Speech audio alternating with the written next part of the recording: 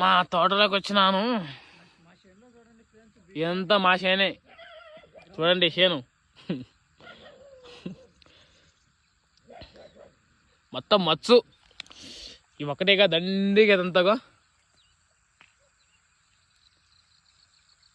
సూర్యుడు ఇప్పుడు బయటికి వెళ్తా ఉన్నాడు. మొత్తం మచ్చ కూర్చి పక్షులు కట్టిన పాపం. ఈ స్థలికి ఎన్నో పక్షులు కూడా బ్లడ్ అడగా చచ్చిపోయింటాయి. చూడండి,